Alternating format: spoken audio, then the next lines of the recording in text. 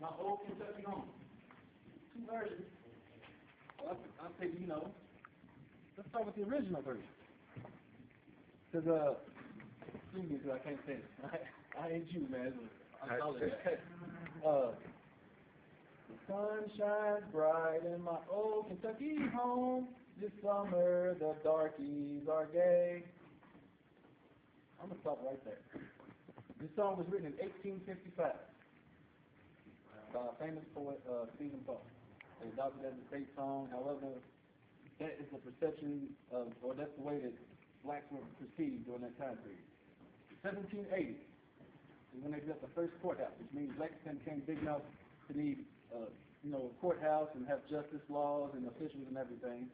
During that time, there was an area in Lexington called Cheapside, one of the biggest open markets in the South. They sold livestock. That was the primary thing. They traded and sold in livestock. Oxen, sheep, cattle, us.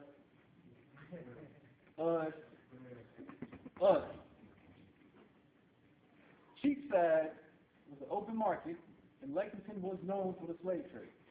They might not teach you that in school, but that's what we were known for. We had the second largest slave trade market in the United States of America, second to New Orleans. That's what they say. So during the 1800s, before 1860, well, from the 1700s rather, up to 1865, we were enslaved. 1865 comes around, they abolished slavery, we became free. A group of us decided we're going to fight for our freedom. We want to join the Civil War. So there were soldiers. We had soldiers from the Civil War period that are buried right down the street, Lexington, African Cemetery number 2. Fast forward a little bit. After the slavery era ended, we had to deal with the Jim Crow era. But blacks were still progressive. Even though we came from slavery, we progressed to the point that in 1875, they had the first Kentucky Derby. Black man by the name of Oliver Lewis won that Kentucky Derby on a horse named Aristotle. Came in second place in the Belmont Stakes. We have another guy named Isaac Murphy. Pretty famous. He won the Kentucky Derby in 1844, 1890, and 1891. However, his remains were not moved to the Kentucky Horse Park Cemetery until 1977 because he was a black man. Fast forward past the 1800s, let's get into the 1900s where, we know a little bit about what was going on. Even though we dealt with the slavery and oppression, black people continue to do positive things and continue to progress. To the point where in 1900, we started thinking about voting. There was a young man named Charles Robert O'Hara Benjamin. He was a journalist, a teacher, an attorney, and a political activist that had one goal: racial equality. October 1900, while Benjamin was advocating for black voters in Irishtown, which is in Lexington, a white poll worker named Michael Moynihan became outraged and a scuffle ensued. The next day, Moynihan decided he had enough of Mr. Benjamin's antics, so he waited for him in an alley, shot him in the back, and killed him, dead.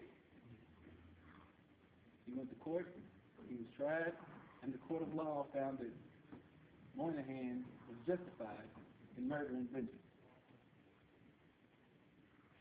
And you say, well, dang, this type of stuff happened. Well, we're going to fast forward a little bit more through history. Past the Great Depression and all that, because we still had to deal with the oppression and the segregation and everything that came with it. And then all of a sudden, some genius had an idea to make a civil rights movement. And we took part in that civil rights movement. But we don't know that. They asked me to speak about the history of Lexington, so I said, I'm going to look at the history of Lexington. Civil rights was a major part. But we don't know our history. Why? Because we had two newspapers during the civil rights movement: the Lexington Herald, the Lexington Leader. And neither one of them thought that the civil rights movement was important enough to cover. So the only time that the civil rights movement was talked about in the Lexington Herald or the Lexington Leader was when the African American protesters were arrested. And then they said that the articles mirrored the police report. So our history during the 60s is lost. If you wasn't living there in that era, you won't find much information about it. The Lexington Herald leader, after the two companies merged, did write an article about the civil rights movement until 2004. So you say, well, Corey, why are you bringing up all that stuff about the history of Lexington? Because even though we had to struggle during the civil rights movement, when there was a woman that participated in one of the first sit-ins, and the white racist decided she didn't want to have to counter, so she poured a Coca-Cola over the top of her head, as the people behind the history, nigger, nigger, nigger. We don't know that.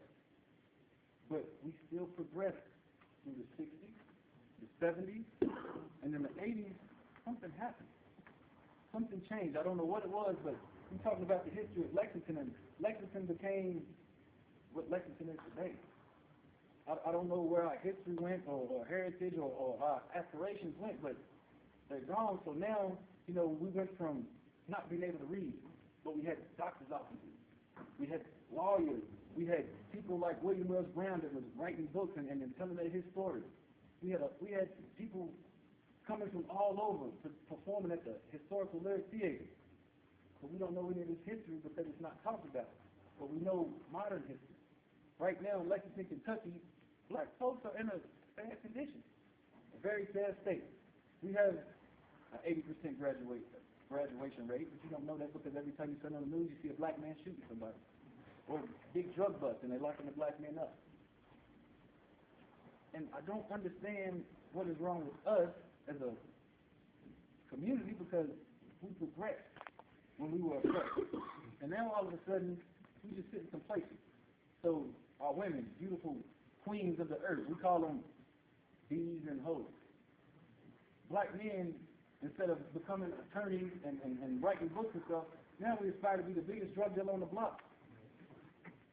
You know, I don't understand how you get a group of people who have been oppressed for so long and still they rise. And still you achieve and still you progress, and then all of a sudden, nothing. You know, so I figured it would be appropriate, since this is poetry and whatnot, to end this, whatever the heck it is, with a poem. A poem by late, great Tupac Shakur. Yeah. And I didn't write this, just so y'all know, but I'm going to read it like I did. It says, did you hear about the rose that grew from the crack in the concrete? Proving nature's law is wrong, it learned to walk without having feet.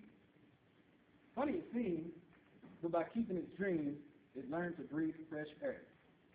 Long live the rose that grew from the concrete when no one else ever cared. We are those roses, the society is the concrete. And society cannot hold us down and continue to oppress us. No matter what happens, we progress. We continue to progress. So what I just would like to ask everybody, or encourage everybody to do, is be progressive. Get involved. He asked about community for a reason. Because all the progression from 1780 all the way to now was community-based.